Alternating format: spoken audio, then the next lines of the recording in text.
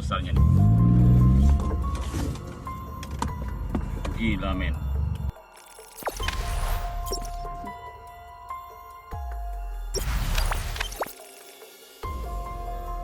Viral video buaya besar terekam berkeliaran di jalan saat hujan deras.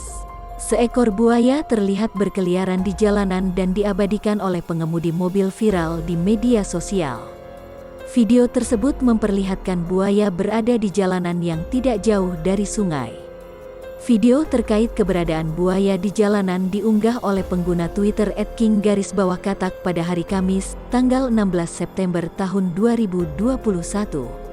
Melansir dari Sinar Harian, Kamis, tanggal 16 September tahun 2021, warga kampung Nagapas Papar, Malaysia dihebohkan dengan kehadiran seekor buaya yang berkeliaran di jalanan pada Rabu, tanggal 15 September tahun 2021, malam.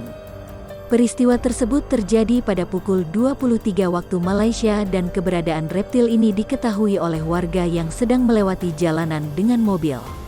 Rekaman berdurasi 15 detik itu pun tersebar di grup WhatsApp dan media sosial lainnya sehingga menimbulkan berbagai reaksi dari pengguna media sosial.